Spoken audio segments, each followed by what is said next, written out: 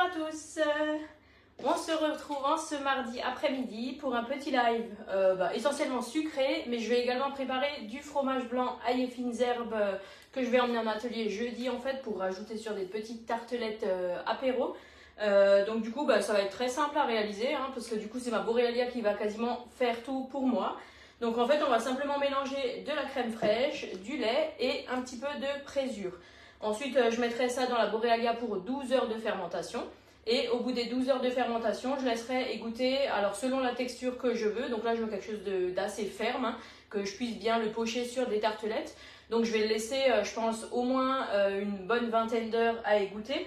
Et ensuite je vais du coup agrémenter avec de l'ail que je vais finement hacher avec la râpe double paroi. Et je vais rajouter aussi un petit peu de sel et de la ciboulette fraîche. Et du coup, c'est vrai que ça va me donner du fromage frais que j'ai aromatisé avec ce que j'aime, avec ce qu'on a envie. Et ça, c'est quand même quelque chose de formidable avec la Borealia.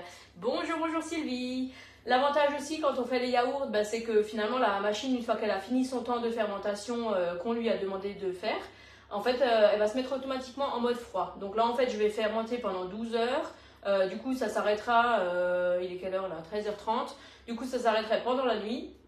Et en fait, l'avantage, c'est que je vais pouvoir en fait laisser tranquillement mon fromage blanc, mon fromage frais directement dans la Borealia sans que j'ai besoin de me lever pour aller directement le mettre au frigo. Donc ça, c'est quand même un réel avantage qu'aucune yaourtière ne propose aussi. Et donc ça, c'est quand même super génial. On peut aussi faire bien évidemment des glaces, des sorbets, des granités, des milkshakes, différents fromages frais, des yaourts, enfin vraiment toutes sortes de choses. Et c'est quand même une machine que je ne pensais pas utiliser autant au quotidien. Sachant que là maintenant on a quand même de la chance qu'il fait super beau. Donc là les granités ça va y aller à fond. Et les glaces, n'en parlons pas. Même quand il fait pas beau, mes filles me réclament des glaces alors qu'elles aiment pas du tout les glaces en temps normal. Et en fait là, le fait de pouvoir faire des goûts aussi qu'elles aiment, comme par exemple le Nutella que j'ai fait la dernière fois. J'avais fait d'ailleurs les glaces au M&M's, j'avais oublié de vous les montrer du coup, je vous les montrerai plus tard. Bonjour Déborah. Et c'est vrai que finalement c'est quand même des recettes qui sont simples à réaliser et qu'on peut faire vraiment en fonction de nos goûts. Si on a envie de rajouter un petit peu plus de sucre, on met un peu plus de sucre. Si au contraire on veut en mettre moins, on en met moins. On peut faire des glaces avec des laits végétaux, ça marche aussi très bien si on a des intolérances ou si on souhaite simplement changer de goût. Donc c'est vraiment quelque chose qui est très pratique et qui finalement vous permettra de pouvoir personnaliser vos goûts. Donc là, la présure, c'est aussi quelque chose que là maintenant je l'ai acheté par exemple chez Grand Frais. Et en fait, une fois que vous l'avez ouvert, vous n'avez pas forcément de temps de date de péremption. Parce que c'est vrai que c'est quelque chose qui se conserve très longtemps dans le temps, qui sera légèrement moins actif plus vous allez le garder. Mais en fait, c'est pas grave parce que vous rajoutez 2 ou 3 gouttes par rapport à ce que vous deviez mettre initialement et ça ira très bien. Donc là, j'utilise, quand je fais mes yaourts, tout le temps, j'utilise le bol à anse, qui est quand même hyper résistant. C'est un plastique qui est assez dur. Et en fait, l'avantage, c'est qu'il a une capacité de 2 litres. Donc, quand il faut faire des yaourts avec 1 litre de lait, c'est quand même quelque chose qui est pratique à utiliser. Et justement, on ne va pas en mettre partout. Donc là, je commence par mélanger ma présure avec la crème. Donc, pour un petit peu détendre la crème. Alors, prenez toujours de la crème épaisse et entière, parce que forcément, c'est toujours mieux. Là, pareil, c'est du lait entier. Si vous utilisez du lait demi-écrémé, il faudra laisser plus longtemps fermenter. Mais je trouve que quand on fait des choses comme ça, en fait, le lait entier est quand même meilleur. Je vais sans doute doubler la recette. Je vais déposer ma fille à l'école. Je reviendrai en replay. Il n'y a pas de souci, Amélie. L'avantage du replay, c'est justement qu'on peut regarder quand on veut et qu'on peut aussi un petit peu entrecouper. Et si jamais vous avez des questions, même si c'est en replay, n'hésitez pas à me les mettre en commentaire, parce que bien évidemment, j'y répondrai même après le live. Donc là, on rajoute au fur et à mesure notre lait, en fait, pour bien délayer la crème, parce que c'est vrai que si vous ne mélangez pas bien la crème au début avec le lait, en fait, vous allez avoir de la crème qui va rester sur les parois et du coup, c'est quand même dommage. Ça va pas bien se faire. Une fois qu'on a bien mélangé, on peut rajouter vraiment l'intégralité de la brique. En continuant à mélanger pour enlever un petit peu et pour pouvoir finalement que ce soit bien homogène. Hop, voilà. Et donc là, pour tout ce qui est yaourt, fromage, je ne vais pas utiliser la tripale. La tripale va uniquement me servir quand je vais faire des glaces, des sorbets, des granités, ce genre de choses glacées. En fait, si je n'utilise pas le mode glace, en fait, je n'ai pas besoin de la tripale. Hop, poubelle. Voilà, donc là, ma préparation est terminée, donc je n'ai plus rien à faire. Je vais utiliser du coup la Borealia. Donc là, j'enlève le couvercle, je retire ma cuve. Donc je remplis toujours ma cuve à l'extérieur de la machine. Hein. Ça évitera que si ça coule à côté, en fait, vous en ayez dans les parois et que vous deviez nettoyer l'intérieur de la machine. Parce que honnêtement, moi je préfère nettoyer mon plan de travail vite fait avec une éponge que de nettoyer l'intérieur de la cuve, etc. Hein. Donc là, comme dit, la tripale, je n'en ai pas besoin. Donc là, en fait, je vais simplement la mettre de côté. Et je vais utiliser du coup uniquement la cuve. Hein. Donc la cuve, elle a une capacité d'1,2 litre. Hein. Donc vous faites autant de yaourt que dans une yaourtière classique. Et quand vous faites des glaces, en fait, ça vous remplit une cuve qui est équivalente à 1,2 litre de glace. Hein. Donc c'est vraiment comme ceux du commerce. Sauf que, vous voyez, j'en mets déjà plein à côté. Oh là là, un vrai petit cochon. Donc là, on verse l'intégralité dedans. Hop. Donc forcément, si vous rajoutez du lait, de la crème par exemple, ou du mascarpone quand vous faites des yaourts, vous allez forcément avoir une cuve qui va être vraiment à ras-bord. Donc là, en fait, il va juste falloir être un petit peu plus agile pour pouvoir la remplir facilement, la remettre dans la cuve. Hein. Mais ça pose aucun problème. Voilà. Hop. Donc là, je remets ma cuve dans la machine. Sans en mettre partout à côté, bien évidemment, hein, sinon c'est pas drôle, il va falloir tout nettoyer. Et donc là, en fait, je vais prendre mon couvercle. Donc vous allez voir que sur le couvercle, en fait, vous avez une petite flèche qu'il faut faire correspondre sur la machine. Et ensuite, vous verrouillez vers le couvercle. Hein. De toute façon, si le couvercle n'est pas verrouillé comme il faut, la machine ne se lancera pas après. Hein. Donc là, on allume la machine. On va automatiquement tomber sur le programme glace, sorbet et gravité. Donc en fait, on va simplement tourner la molette principale pour aller sur le programme yaourt. Pour rentrer dans un programme, on appuie sur la molette et là, on va sélectionner 12 heures. Donc là, il est automatiquement programmé sur 8 heures de fermentation. Nous, on veut 12 heures. Et ensuite, on remet sur play et voilà. Et donc là, en fait, ça ne fait absolument aucun bruit puisque la machine va chauffer. Donc elle va chauffer jusqu'à peu près 45 degrés en démarrage. Et ensuite, elle va les rester pendant 12 heures, du coup en mode fermentation. Et au bout des 12 heures, elle va sonner pour m'avertir que le programme est terminé. Et si je ne suis pas ici, en fait, ou si je ne veux pas en fait sortir mon yaourt ou mon fromage de la cuve, je vais simplement en fait la laisser se mettre en mode froid. Et en fait, en mode froid, elle va conserver comme dans un réfrigérateur. Et en mode yaourt, elle reste en durée illimitée en mode conservation. Donc ça, c'est quand même aussi un avantage. Parce que c'est vrai que des fois, le matin, quand on se lève et que les yaourts sont terminés, on n'a pas forcément le temps de dispatcher notre préparation dans les pots à yaourt. Hein. Et du coup, ça permet finalement de la laisser dans la machine pendant toute la journée, tranquillement. Vous n'avez aucune crainte. Et le mode froid reste également en conservation pour les glaces pendant 30 minutes à la fin du programme. Donc ça, c'est aussi un avantage. Hein. On va continuer par faire la recette du moelleux au citron. Donc là, on va utiliser le moule Queen. Donc c'est, je vais mettre mon beurre à fondre, j'ai oublié tout à l'heure. Voilà. On met toujours le beurre en plusieurs fois. Hein. Il vaut mieux le faire en plusieurs fois que des grosses quantités, des grosses fois d'un coup. Hein. Donc vraiment, n'essayez pas d'aller trop vite avec le beurre. Hop. Et des fois, il suffit qu'il reste encore un petit peu des morceaux, que c'est pas grave, on va utiliser comme ça. Hein. Voilà, on tourne un petit peu quand on sort du micro-ondes. On remet, hop, 10 secondes. Et donc là, en fait, on va commencer par mélanger du sucre avec les œufs. Donc toujours dans le cul de poule, hein, qui est posé sur le support, qui va permettre finalement d'avoir une meilleure stabilité, de ne pas bouger et de pouvoir l'incliner dans toutes les positions qu'on a envie si on veut battre quelque chose hein, différemment. Sinon, ça explose tout à fait. Ou alors, il faut poser un couvercle par-dessus. Voilà. Donc là, il y a encore légèrement des petits morceaux dedans. Donc en fait, ce qu'il faut faire, c'est que vous tournez légèrement votre bol. Et le fait que le reste du beurre soit en plus un petit peu chaud, ça va fondre le reste du beurre qui n'est pas fondu. Voilà. Donc là, on va commencer par casser les œufs. Donc toujours bien le faire à l'extérieur de votre cul de poule, hein, pour éviter d'avoir des œufs qui peuvent être abîmés. Hein. Hop. Donc quand moi j'ouvre les yeux, je les ouvre toujours, finalement, j'en casse toujours l'un contre l'autre.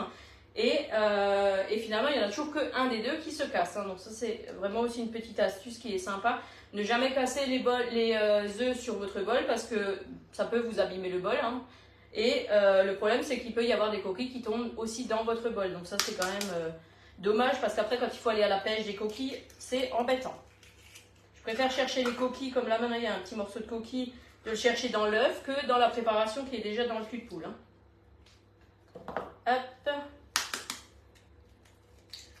Et le dernier, je le casse du coup sur mon plan de travail. Voilà.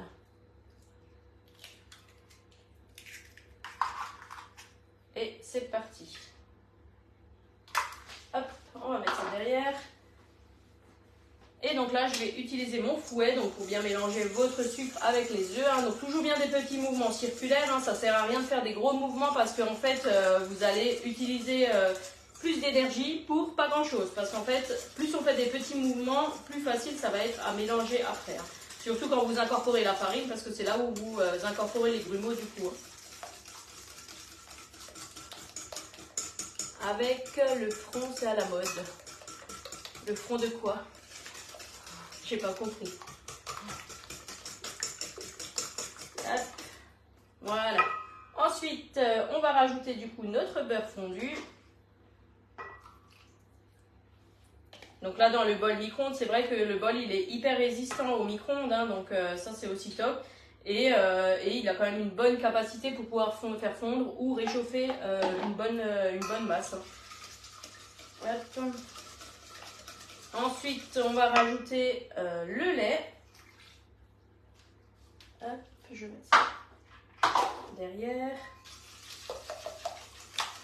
D'ailleurs, dites-moi en commentaire si vous avez déjà le moule cuit. C'est vrai que c'est un moule qui est, quand on le regarde, il est assez trompe-l'œil, on va dire.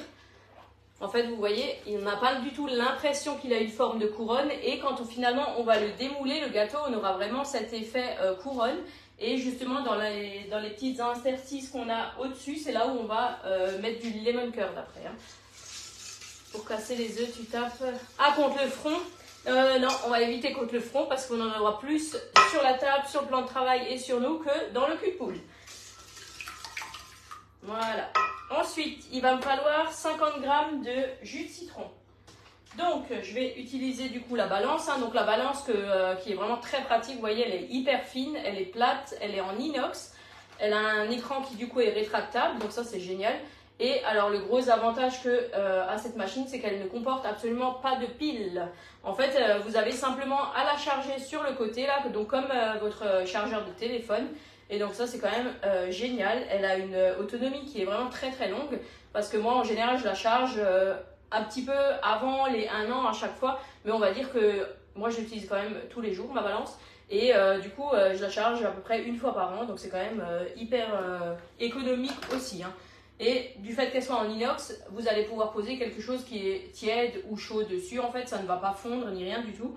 Et elle pèse aussi de gramme en gramme et jusqu'à 10 kg. Donc ça, c'est quand même génial. Donc, je vais utiliser un citron. Alors là, j'ai un petit citron. On va voir si ça suffit. Sinon, j'en prendrai un autre après. C'est pas grave. Hop. Et donc, pour presser mon citron, je vais utiliser le presse-agrumes. Donc, celui-ci, il est vraiment génial. Alors, faites attention, il est très costaud. Ne tapez personne avec parce que ça peut être une arme de défense. Il est vraiment lourd. Et vous avez du coup vraiment des petits trous ici qui va permettre de laisser couler le jus, mais pas les pépins. Donc ça, c'est quand même un gros avantage parce que souvent quand on presse, en fait, on a tout le temps la pulpe ou le pépin. Et du coup, on va mettre la face coupée vers le fond et pas l'inverse. Et on va directement appuyer dessus en fait pour presser le jus. Donc là, je mets mon cul de poule sur la balance directement. Hop, et on presse. Et donc là, c'est vraiment hyper simple à faire parce que c'est vrai qu'on n'a pas peur de le casser non plus. Donc ça, c'est génial. Et ensuite, du coup, il nous reste vraiment que la peau. Donc là, hop, je vous montre. Donc là, il est complètement écrasé et il a été pressé du coup dans le bon sens.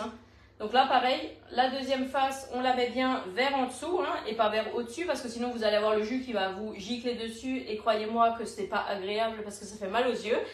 Alors, hop, je vais juste enlever le petit bout. Souvent, je coupe en fait le petit bout parce que c'est vrai que quand le bout est plat, c'est beaucoup plus facile à presser après. Et souvent, dans les extrémités du citron, en fait, on n'a pas de jus, on a simplement de la peau et pas de pulpe. Donc on peut couper cette petite pointe. Hein. Et hop, c'est parti. Donc là, ouais, je pense que le citron aura la bonne quantité qu'il me faudra. Voilà. Et donc si vous avez des citrons qui sont trop gros, du coup c'est ce qui va m'arriver après. En fait ce qu'on va faire c'est qu'on va simplement couper des quartiers de citron et comme ça en fait on va pouvoir quand même les couper par après. Hein. Voilà, donc là j'ai mon jus de citron. Donc pour éteindre, quand vous rangez la balance, il faut bien l'éteindre avant. Donc en fait il suffit de rester appuyé sur le bouton et elle s'éteint toute seule. Et ensuite je peux ranger mon écran et ma balance elle prendra vraiment pas beaucoup de place dans mon placard. Qui est quand même génial parce que j'ai pas des très grands placards et j'en ai pas beaucoup. Donc voilà. Donc là, on a rajouté notre jus de citron. Et pour terminer, on va rajouter la farine et la levure chimique. Voilà. Hop. Dites-moi d'ailleurs en commentaire si c'est un moule que vous avez peut-être déjà. Bonjour Nadia! Parce que c'est vrai que c'est un moule qu'on a tendance finalement à avoir un petit peu peur parce que physiquement on n'a pas l'impression que ça ressemble à une couronne. Mais c'est vrai qu'on arrive à faire de très beaux entremets dedans ou même là comme ici maintenant des gâteaux qui sont très simples à réaliser et où on va justement pouvoir s'amuser à rajouter des choses au niveau des petits traits hein, de la couronne. Hop. Ce qui est aussi intéressant à faire c'est un marbré parce que vous allez pouvoir le faire en 2 fois. Coulez d'abord le chocolat sur le fond du moule, en fait, ça va vous faire un triangle. Et ensuite, vous le faites, en fait, vous mettez votre pâte à la vanille, vous remettez celle au chocolat dessus et vous refermez avec de la vanille. Et franchement, c'est super beau visuellement aussi quand après on le fait à la découpe. Hein. J'avais fait un bavarois pour les anniversaires. Ouais, c'est vrai que c'est un moule qui est super beau et on peut faire du coup directement les inserts aussi dedans. Hein, donc ça, c'est quand même aussi génial. Hein. Voilà, donc là, la préparation, elle est terminée. Donc là, si vous voulez, vous pouvez rajouter des zestes de citron. Moi, je ne vais pas en rajouter parce que je vais déjà ajouter des zestes de citron dans mon lemon curd. Donc du coup, je ne vais pas rajouter encore de citron dedans. Donc là, on va utiliser le moule Queen. Donc celui-ci, il est au prix de 35 € dans le catalogue. Et surtout bien le poser sur la plaque aluminium perforée. Donc ça, je vous le dis à chaque fois. Et c'est quand même très important en fait parce que ça va vous permettre de cuire uniformément votre préparation. Et aussi de pouvoir amener votre moule comme il se doit dans le four. Hein. Ensuite, on va déposer la toile de cuisson ronde par-dessus. Donc celle-ci, elle est vraiment très pratique pour ce genre de choses. Vous pouvez aussi l'utiliser dans le micro-ondes. Hein. Si vous avez des choses à réchauffer, en fait, vous posez directement sur le plateau du micro-ondes. Ça vous évite de salir le plateau du micro-ondes. Et c'est vrai que pour tous les moules ronds, en fait, ce qui est pratique, c'est que vous allez pouvoir l'utiliser pour dans le four pour ce genre de choses. Hein. Et celle-ci, elle est au prix de 10 €. Donc c'est vraiment... quelque chose qui ne coûte pas forcément très cher, mais qui est quand même assez pratique selon ce qu'on utilise. Hein. Hop. Ça, je vais mettre là. Donc là, on va verser directement la préparation dans le moule. Hop.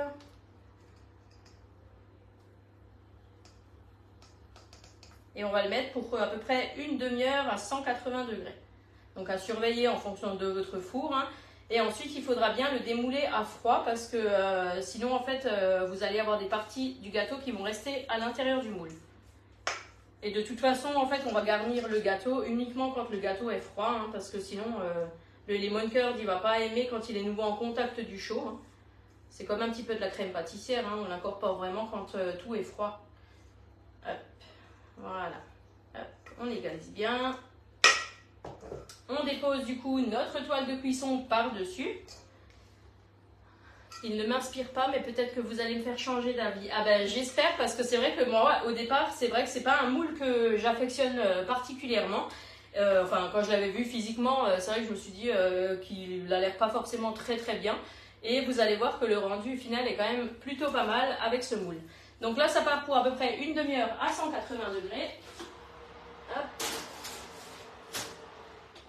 Voilà, on programme la minuterie hein, parce que c'est vrai que moi j'ai tendance à oublier sinon le temps. Voilà, et ensuite on va préparer le lemon curd. Donc en fait le lemon curd ça va être un petit peu le même principe qu'une crème pâtissière. En fait on va faire chauffer du jus de citron avec du sucre et de la maïzena et ensuite on va rajouter des œufs à cuire dessus. Et finalement vous allez voir que c'est très simple à réaliser, hein, c'est vraiment pas quelque chose... qui est compliqué et c'est vrai que souvent ça fait peur en fait d'entendre ce mot là, on se dit oh là là Et je l'utilise aussi beaucoup en fait le lemon curd quand je fais des petites tartelettes en dessert en fait. Vous faites simplement des petits fonds de tarte avec une pâte sablée ou une pâte brisée. Hein. Et ensuite en fait vous les faites cuire à blanc et vous rajoutez le petit lemon curd dans les tartelettes et vous rajoutez un petit peu de zeste de citron et franchement c'est un dessert qui est simple et rapide à réaliser mais qui a toujours un effet vraiment super beau. Hein. Hop, donc vous voyez la taille de mes citrons par rapport à l'autre que j'avais avant. Donc ceux-là, c'est sûr qu'en une seule fois, ils ne rentreront pas dans le. Ça y est, j'ai des trous de mémoire. Dans le presse-agrumes. Donc, hop, ça c'est ce qu'on va jeter. Ah, dis donc, aujourd'hui, je suis pleine de bazar. Allez. Heureusement que le lave-vaisselle est là pour faire la vaisselle après. Hein. Donc là, on va commencer par zester et ensuite presser l'agrume. Donc là, le citron en l'occurrence. Hein. Vous pouvez le faire avec d'autres fruits. Hein. Vous pouvez le faire aussi avec du pamplemousse. Allez, hop là, ça c'est pour moi après. Donc là, pareil, je coupe de nouveau les bouts. Hein. Et pour les zester, en fait, je vais utiliser la râpe double paroi. Donc celle-ci, elle est vraiment très pratique. Faites attention à vos doigts. Donc vous avez une protection avec et vous avez également un petit poussoir en fait si vous avez des petites choses à zester. Hein. Donc là on va utiliser le petit côté, vous pouvez utiliser le gros par exemple aussi pour tout ce qui est fromage. Hein. Donc c'est vraiment en fonction de ce que vous faites. Donc là je ne vais pas zester les 2 citrons parce que sinon ça va faire beaucoup de zeste vu la taille des citrons. Mais je vais zester uniquement un seul citron. Hein. Voilà.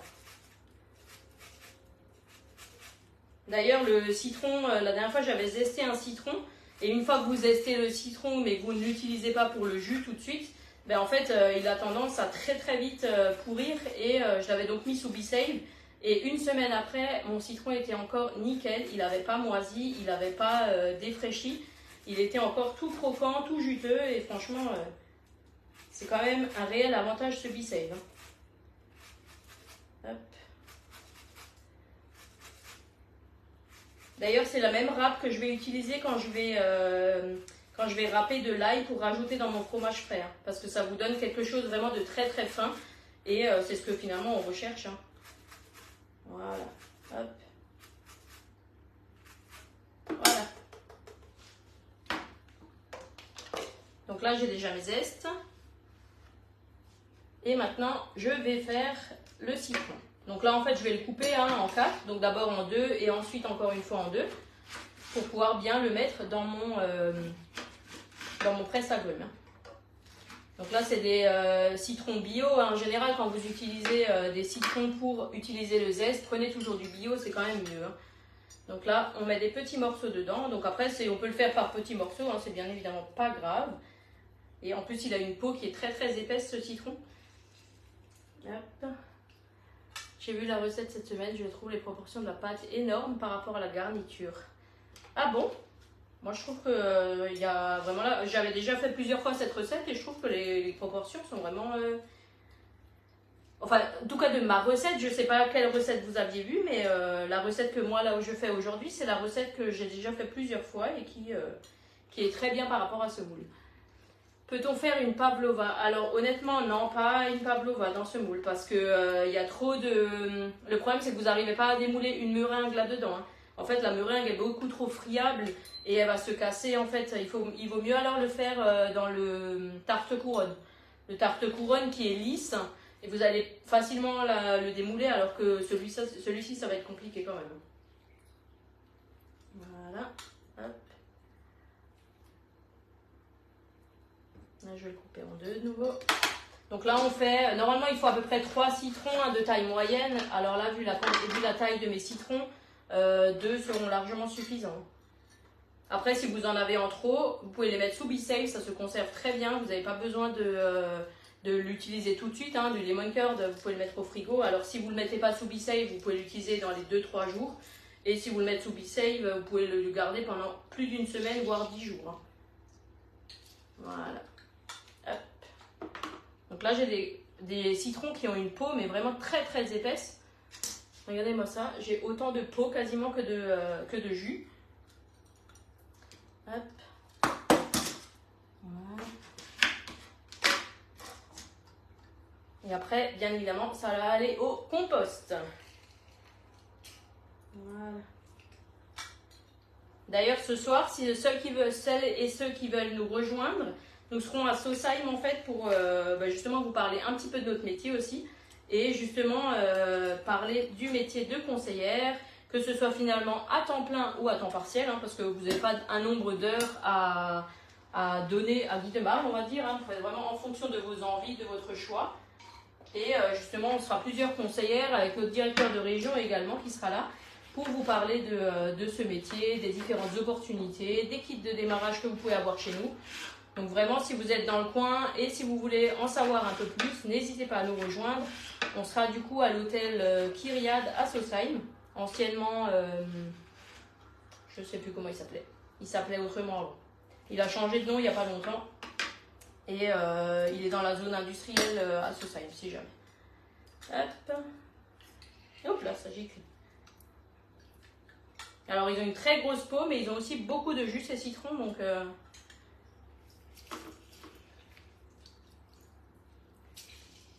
c'est très bien. Donc là pour faire des citronnades, hein, ou alors maintenant on peut aussi faire les eaux aromatisées. Ça je fais aussi très souvent, hein, grâce au B-Save. Je mets tout dans mon pichet, du citron, je peux mettre des fraises, enfin vraiment en fonction de ce qu'on aime. Hein. Et ensuite, du coup, c'est vrai que vous mettez tout ça sous B-Save. En une demi-heure, votre eau, elle est aromatisée et elle a pris vraiment tout le goût des fruits. Ou alors avec du concombre aussi, hein, on peut faire avec le concombre, c'est aussi très bien. Les eaux détox, comme on appelle ça.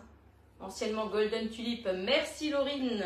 D'ailleurs, Laurine, tu n'es pas censée travailler, toi? À moins que tu sois en pause. Hop. Allez, je vais mettre mes deux derniers morceaux ensemble. Dans le bon sens, c'est mieux. Voilà.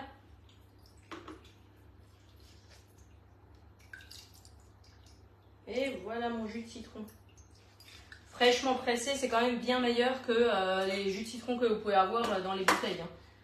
Ça prend un peu plus de temps, mais des fois, vaut mieux avoir des choses qui sont meilleures et plus saines. Voilà. Donc là, on va le mettre à chauffer.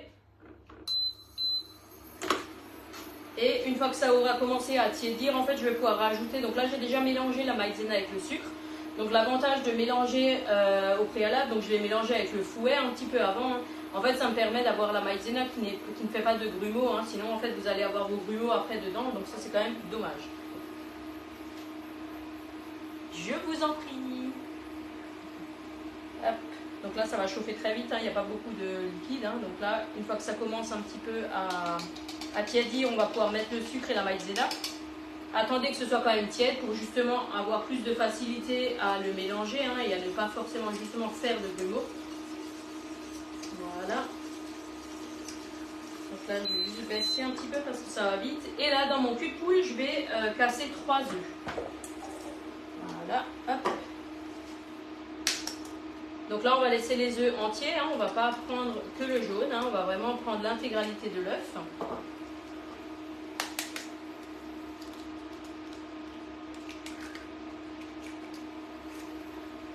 Et je trouve que c'est un dessert qui est quand même simple à faire, mais qu'on va pouvoir agrémenter aussi avec ce que l'on aime. Hein. On peut le faire aussi en version avec de l'orange, ça passe aussi très bien.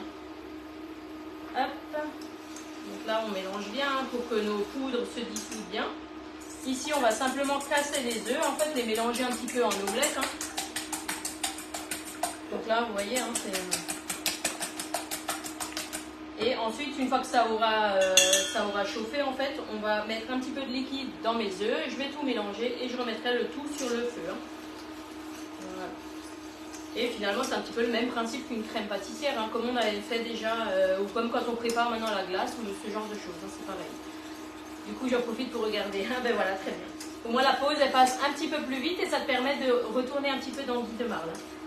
Voilà, donc là, le mélange est chaud, donc là je le rajoute sur mes œufs, tout en remuant, hein, parce que si vous ne remuez pas, vous allez cuire vos œufs.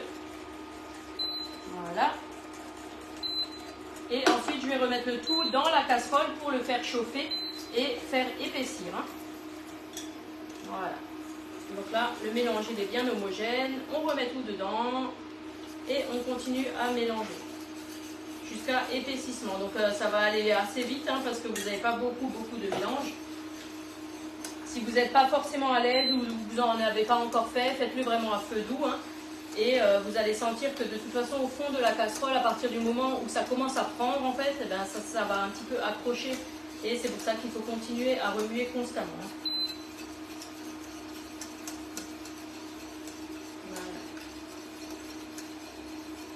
Donc là, si on veut avoir un petit effet de contraste, on peut aussi rajouter en fait des zestes de citron vert par exemple, hein, à la place d'utiliser le citron jaune. Ou alors on peut en utiliser à la fin. Donc là, ça épaissit assez rapidement. Donc on continue surtout à bien mélanger hein, dans la casserole. Et une fois que ça épaissit, en fait, on va arrêter. Voilà. On coupe du feu. Et en fait, vous voyez que ça me donne quand même quelque chose d'assez compact. Hein. Hop. De toute façon, en refroidissant, ça va encore s'épaissir. Et donc, ce que là, on va faire, c'est qu'on va tout remettre dans le cul de poule et on va filmer au contact. Hein. Parce que finalement, quand ça va refroidir, en fait, c'est comme une crème pâtissière. Sinon, ça va créer une peau. Et en fait, nous, on ne veut pas cette peau. Hein. Je n'ai plus de spatule. Hop. Voilà. Donc là, je remets tout dans mon cul de poule. Hein. Je reprends le même. Hein. Je ne vais pas salir un autre exprès. Hop. Cette odeur des bons citrons bien frais là. Donc comme dit, hein, quand vous faites quelque chose avec des zestes de citron, privilégiez quand même des citrons bio hein, parce que forcément hein, si c'est pas bio, vous allez utiliser la peau et c'est souvent dans la peau où il y a le plus de pesticides. Hein. Donc là vous voyez, attendez je vais vous montrer, en fait on a quand même quelque chose de relativement épais. Hein. Hop. Et ensuite en fait en refroidissant ça va encore un petit peu se gélifier. Et ensuite, on va simplement un petit peu le détendre avec le fouet avant de le mettre dans les petites interstices du moule. Hop. On va utiliser notre fameux dérouleur de film. Hein. Donc celui-ci, je vous en parle quand même relativement souvent puisqu'il est très pratique. Donc pour l'ouvrir, vous avez simplement à appuyer sur le bouton. Hop. Vous avez le film qui est déjà disponible ici où vous avez juste à le tirer. Et ensuite, pour le fermer, enfin pour le couper, on va dire, on a simplement à appuyer sur le couvercle, ça nous coupe notre film et le film pour la fois d'après est de nouveau déjà disponible. On n'a pas besoin de s'amuser à le chercher à droite, à gauche, à couper, à savoir quel ciseau on va prendre, etc. Donc ça c'est quand même quelque chose qui est très très bien. Le film résiste aussi aux chaleurs, hein. Donc ça c'est aussi quelque chose de très bien. Et pour fermer mon dérouleur, j'ai juste à refermer le couvercle, à remonter mon petit bouton et c'est prêt. Donc là, c'est quand même hyper pratique. Donc là, je vais le laisser à température ambiante. Hein. Je ne vais pas le mettre forcément au frigo. Il va relativement vite refroidir. Je n'ai pas une grosse quantité. Et donc là, ensuite, je vais le ramollir un petit peu avec le fouet avant de le mettre dans le moule. Et je vous montrerai le résultat du coup cet après-midi, encore avant ce soir, hein, quand tout sera terminé. Si vous avez des questions sur les recettes, sur les moules, sur les différents produits que l'on a, n'hésitez pas à m'envoyer un petit message, j'y répondrai avec plaisir. Pensez également à partager ce live, c'est vraiment très important pour moi. Et je vous dis du coup à très bientôt, une bonne après-midi.